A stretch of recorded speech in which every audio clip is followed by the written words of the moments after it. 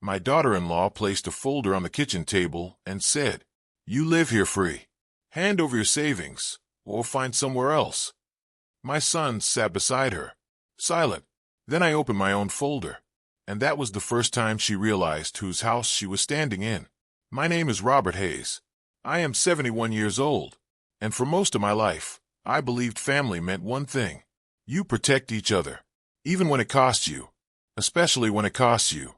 That belief nearly cost me everything. My wife, Margaret, died 6 years ago. After she passed, the house became too quiet. Every room had her fingerprints in it.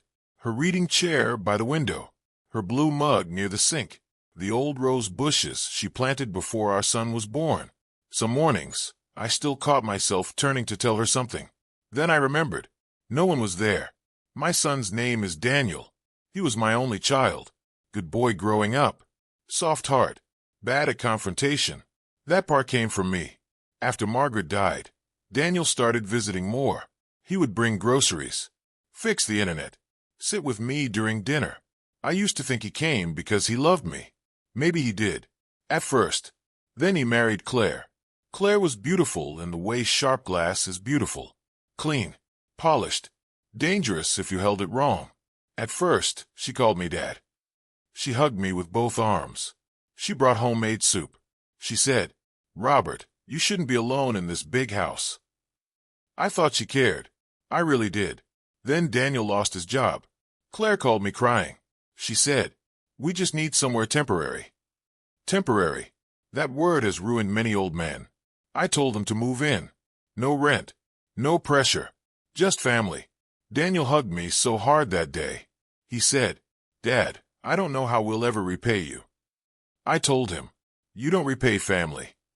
Claire smiled from behind him, but her eyes were already measuring the walls. The first few months were peaceful. I gave them the upstairs bedroom. I moved into the smaller room near the back. Claire said it made more sense. The master bedroom is too much space for one person. I agreed. Not because I wanted to, because I didn't want tension. That was my first mistake. People who take advantage of kindness always begin with something small. A room, a favor, a little control, just enough to see if you will fight back. I didn't. Soon, my chair was moved from the living room. Claire said it didn't match. Margaret's photos were taken down. Claire said the house felt too sad. My wife's dishes were boxed away. Claire said they were old-fashioned. One evening, I found Margaret's blue mug in the trash. Cracked. I held it in my hand for a long time. Claire walked in and said, "Oh, that old thing. It was chipped." I said, "That was Margaret's." She barely looked up. "Robert, you can't keep living in the past." Daniel heard it from the hallway. He said nothing. That silence hurt more than Claire's words. Because cruelty from strangers is one thing. Cruelty allowed by your own child is different. It enters deeper. After that, the disrespect became routine. Claire started correcting me in my own kitchen. "Don't use that pan. Don't sit there. Please don't leave your medicine out.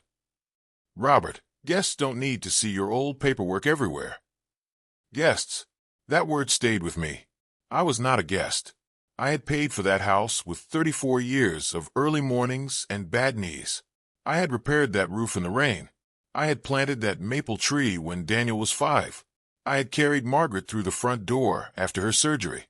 But Claire spoke like I was staying in her space. And Daniel kept letting her. At first, I made excuses for him. He was stressed. He was embarrassed. He didn't want to fight with his wife. That is what parents do. We excuse our children long after they stop deserving it. Then came the first real humiliation. It was Thanksgiving. Claire invited her parents, her sister, and a few friends from church. She told me to keep things simple. I asked what that meant. She smiled. "It means don't bring up sad memories." Sad memories. She meant Margaret. During dinner, Claire's mother looked around and said, "This house is beautiful. You two are so lucky." Claire smiled. "We're trying to make it ours." I looked at Daniel. He stared down at his plate. Then Claire added, "Robert lives with us now, so it's been an adjustment." Lives with us. In my house. I felt every word land on my chest. I wanted to correct her. I wanted to say, "No, Claire. You live with me. But I saw Daniel's face. Tired, ashamed, afraid. So I stayed quiet. That was my second mistake. Because silence does not always keep peace. Sometimes it feeds the person destroying it. A few weeks later, Claire started asking about money. Small questions first. How much do you get from Social Security? Did Margaret leave a pension? Do you still have savings? I answered vaguely. She would smile, then ask again later in a different way. One night, I heard her arguing with Daniel upstairs. Their door was not fully closed. Claire said, "Your father is sitting on money while we drown." Daniel said, "He helped us enough." Claire snapped, "He lives here for free." There it was again. Free. I stood at the bottom of the stairs, my hand on the railing. My house was dark. My son's voice was quiet. "Claire, it's his house." Then she said something I never forgot. "Only until he dies." I went back to my room, closed the door, sat on the edge of the bed, and for the first time, I felt afraid inside the home I built. The next morning, Claire was sweet. Too sweet. She made coffee, called me Dad, asked if I slept well. That is when I learned something about manipulation. Cruel people are not cruel all the time. If they were, leaving would be easy. They give you just enough kindness to make you question the injury. Then came the folder. It was a Tuesday morning. Rain on the windows. Daniel sitting at the kitchen table. Claire standing beside him with papers in her hand. I knew something was wrong before she spoke. She had that calm face people wear when they have rehearsed cruelty. She placed the folder in front of me. "Robert, we need to talk." I looked at Daniel. He would not meet my eyes. Claire sat down. "We've been patient." I said, "Patient with what?" She folded her hands. "With this living arrangement." I looked around the kitchen. The same kitchen Margaret and I remodeled in 1989. Claire continued, "Groceries are expensive. Utilities are expensive. Property taxes are expensive." I said, "I paid the property taxes last month." She smiled tightly. "That's not the point." Then she opened the folder. Inside was a printed document, a family contribution agreement. That was what she called it. It said I would transfer my savings into a joint household account. Claire and Daniel would manage it. I would receive a monthly allowance. And if I refused, I would need to make other living arrangements. I looked at the paper, then at my son, Daniel. He swallowed. "Dad, Claire just thinks it would be more organized." Claire cut in. "You live here free. Hand over your savings, or find somewhere else." The room went completely still. I heard the refrigerator humming, rain tapping the glass, my own breathing. Then Claire leaned closer. "We're not trying to be cruel." That sentence almost made me laugh, because people always say that right after choosing cruelty carefully. I asked, "How much do you think I have?" Claire's face changed, just slightly. "Enough," she said. "That's what we need to find out." I looked at Daniel again. He whispered, "Dad, maybe it's better if we all work together." Work together. That was what he called it. His wife threatening his father in his own kitchen. I stood slowly. My knees hurt. My hands shook. Claire probably thought it was weakness. It wasn't. It was grief. I said, "I need some time." Claire smiled. "You have until Friday." Friday. 3 days to surrender my life. Or leave my own home. That night, I didn't sleep. I walked through every room after they went upstairs. The hallway where Daniel took his first steps. The living room where Margaret sang Christmas songs off-key. The kitchen where Claire had just tried to evict me from my own life. At 3:17 in the morning, I opened the old metal box under my bed. Inside were papers Claire had never seen. The deed, the trust documents, Margaret's will, bank statements, insurance records, and one letter from Margaret. She wrote it before her last surgery. The envelope said, "For when you feel alone." I had never opened it. Not once. That night I did. Her handwriting shook, but it was still hers. "Robert, if you are reading this, then I am probably not there to remind you of something important. You are allowed to be kind, but you are not required to be used. Do not give our home to anyone who forgets what it cost us. Not even Daniel." I stopped reading. The room blurred. Because Margaret had known. Maybe not Claire. Not specifically, but she knew me. She knew I would give too much, forgive too long, stay quiet until there was nothing left of me. The next morning, I called my attorney. His name was Thomas Reed. He had handled Margaret's estate. When I told him what happened, he went silent. Then he said, "Robert, listen carefully. Do not sign anything." I wasn't going to. "Good. Now bring me every document you have." I did. Thomas reviewed everything. Then he leaned back and said, "Your daughter-in-law has made a very dangerous assumption." I asked, "What assumption?" He tapped the deed. "That you are powerless." Then he showed me what Margaret and I had set up years ago. The house was not in my son's name. Not partially. Not promised. Not transferable by pressure. It was held in a protected family trust. I controlled it completely while alive. After my death, Daniel would inherit only under conditions. One of those conditions was financial responsibility. Another was protection against coercion, elder abuse, or forced transfer. Margaret insisted on that clause. I had forgotten. Thomas had not. Then he said, "There's more." He pulled out a second file. The investment account. The one I barely touched. Years ago, after selling a small piece of land my father left me, I invested quietly. Nothing flashy. No sports cars. No expensive vacations. Just steady growth. Claire thought I was an old man, living on Social Security. She did not know I could have bought Daniel and her a house outright. I simply chose not to reward carelessness. Thomas looked at me. "Robert, what do you want to do?" That question was harder than I expected, because part of me still wanted to protect Daniel, even after he sat there, even after he stayed silent. That is the curse of being a parent. Your child can disappoint you as an adult, and your heart still remembers them at 5 years old. I said, "I don't want revenge." Thomas nodded. "I understand." Then I said, "I want my life back." He smiled slightly. "That we can do." Friday came. Claire had prepared like she was closing a business deal. She wore a cream blouse. Hair perfect. Folder ready. Daniel sat beside her again. Same chair. Same silence. Claire said, "Have you made a decision?" I placed my own folder on the table. She glanced at it. Her smile faded a little. I said, "Yes." Claire said, "Good. We're glad you're being reasonable." I opened my folder, pulled out the deed, then the trust documents, then the notice Thomas had prepared. I slid them across the table. Claire picked up the first page. Her eyes moved quickly, then slower. Then she stopped. "What is this?" I said, "The house." Daniel finally looked up. Claire read another page. Her face changed completely. Not angry yet. Afraid. I said, "You told me I live here free." She said nothing.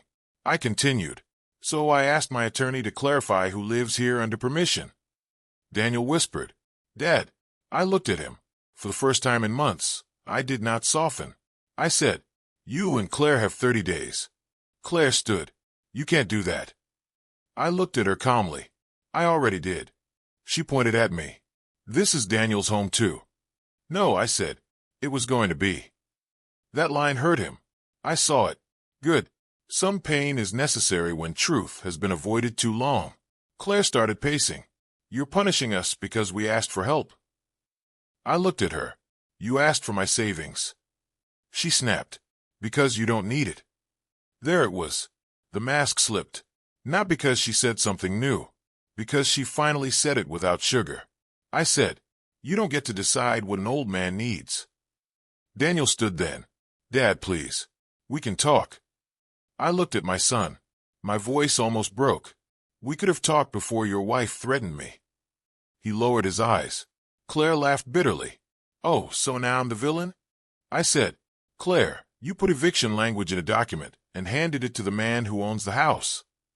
She went quiet, because even she heard how insane it sounded. Then I said the line that ended the conversation. "You mistook my loneliness for weakness." Claire's face hardened. She grabbed the folder and stormed upstairs. Daniel stayed. For a moment, we were just father and son again. No wife. No papers. No house. Just damage. He whispered. "I didn't know she would say it like that." I nodded slowly. "But you knew she would say something." He didn't answer. That answer was enough. Over the next few days, the house became colder. Claire stopped pretending. Cabinets slammed. Doors closed hard. Phone calls happened in sharp whispers. Then the second attack came. She called Adult Protective Services. Claimed I was confused, vulnerable, possibly being manipulated by my attorney. She said Daniel and she were concerned about my mental state. Concerned. That word nearly made me sick. Thomas warned me she might try something like that. So we were ready. Doctor letter, cognitive evaluation, bank records, trust documents, everything clean. When the caseworker arrived, Claire acted worried.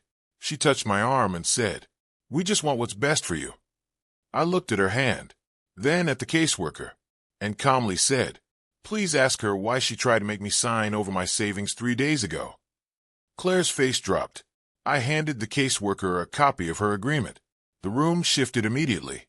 The caseworker read it quietly, then looked at Claire. "You prepared this?" Claire said, "It was just a family budget document." The caseworker said, "It contains housing threats." Daniel looked like he wanted the floor to swallow him. That was the first public crack, but not the last. A week later, Claire's parents came over. She had clearly called them for support. Her mother walked in with a face full of judgment. Her father wouldn't look me in the eye. Claire performed sadness in the living room.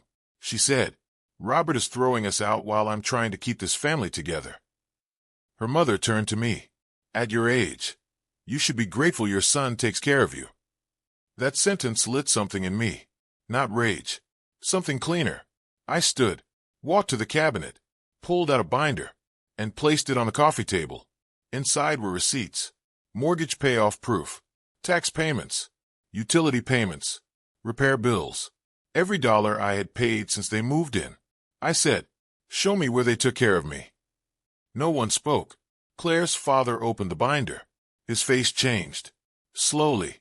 Claire snapped, "This is private." I said, "You made it public." Her mother looked at Claire. "Is this true?" Claire's mouth opened. Nothing came out. Daniel whispered, "We haven't paid rent." His voice sounded small, like a boy again. Claire turned on him instantly. "Daniel." But it was too late. Truth had entered the room, and it did not ask permission. That night, Daniel knocked on my door. I almost didn't answer, but I did. He stood there with red eyes. "Dad, I'm sorry." I looked at him. I wanted to hug him. I wanted to tell him it was okay. But it wasn't okay. Parents ruin their own healing by pretending every apology repairs the same amount of damage. I said, "What are you sorry for?" He looked confused. "For everything." I shook my head. "Everything is too easy." He started crying.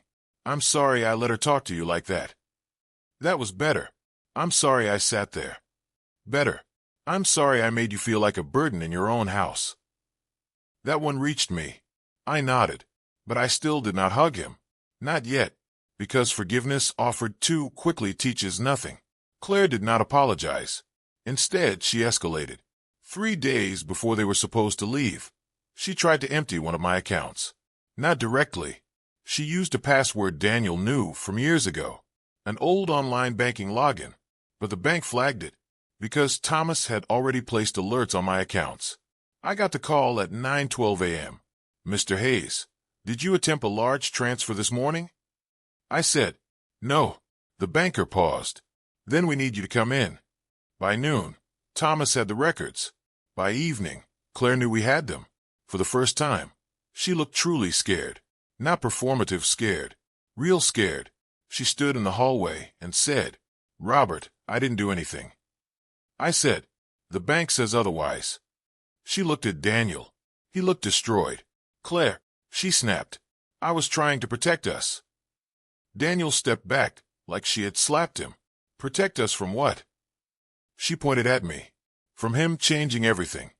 I said, "I changed everything after you tried to take it." Claire started crying, but this time no one moved to comfort her. That was her final humiliation. Not the bank, not the legal notice. The moment she realized tears no longer controlled the room. Thomas advised me not to press criminal charges if they left peacefully, and signed an agreement acknowledging no claim to the property. I agreed. Not for Claire. For Daniel. Even after everything, a parent's mercy is sometimes the last gift a child does not deserve. Move-out day came quietly. No dramatic music, no screaming, just boxes, tape, footsteps. Claire avoided me completely. Daniel carried the last box to the truck, then came back inside alone. He stood in the doorway, the same doorway where I measured his height with pencil marks when he was little. He looked at the wall. The marks were still there. 6 years old, 8 years old, 11, 14. He touched one gently. Then he broke. "I'm sorry, Dad." This time I hugged him, not because everything was fixed, because he was finally speaking as my son, not as Claire's husband. He whispered, "I don't know how I became this person." I said, "You became quiet in the wrong room." He cried harder. Claire honked the horn outside. Once. Then again. Daniel pulled away. For a second, I thought he would leave without saying anything else. But he turned back and said, "I'm going to stay somewhere else tonight." Claire honked again. Daniel looked at the truck, then at me, and for the first time in a long time, he chose correctly. He walked outside, spoke to her quietly, then came back and carrying his duffel bag. Claire drove away alone. Their marriage did not survive. I wish I could say that made me happy. It didn't. Watching your child's life collapse is never satisfying, even when the collapse is necessary. Daniel moved into a small apartment 2 weeks later. He got work at a logistics company. Not glamorous. Honest. He started therapy. He came by every Sunday. At first, the visits were awkward. We drank coffee, talked about weather, repairs, baseball, safe things. Then one Sunday, he brought Margaret's blue mug, the one Claire had thrown away. He had found it in a box in the garage. The handle was still cracked. He said, "I tried to glue it." I held it carefully. My hand shook. Daniel said, "I should have stopped her." I looked at the mug, then at him. "Yes." He nodded. No excuses. No defense. Just truth. That was the beginning of healing. Not the apology. The accountability. Months later, I updated the trust. Daniel was not removed, but the conditions changed. He would inherit slowly, responsibly, with protections. Not because I hated him, because love without boundaries becomes a weapon in careless hands. As for Claire, I heard she told people I was cruel, manipulative, controlling, an old man who turned his son against her. Maybe some believed her. People like simple stories. But the people who saw the papers knew. The caseworker knew. Her parents knew. Daniel knew. And most importantly, I knew. One evening, almost a year later, Daniel and I sat on the porch. The maple tree moved softly in the wind. Margaret's roses were blooming again. Daniel looked at the house and said, "I forgot this was your life before it was ever my inheritance." That sentence stayed with me, because that is what children sometimes forget. Parents are not just parents. They are people. They had dreams before you, pain before you, love before you, a whole life you do not get to disrespect just because you came from it. I looked at him and said, "This house was never about money." He nodded. "It was about Mom." I said, "It was about us." For the first time in years, the house felt quiet again, but not empty. Quiet. There's a difference. People think betrayal always comes from enemies. It does not. Sometimes it comes from the person sitting across your kitchen table, holding a folder. Sometimes it comes from the child who stays silent while someone else disrespects you. And sometimes justice is not revenge. Sometimes justice is simply standing up in your own home and saying, "No more." She told me I lived there free, but she forgot I had paid for that house with a lifetime she was never strong enough to respect.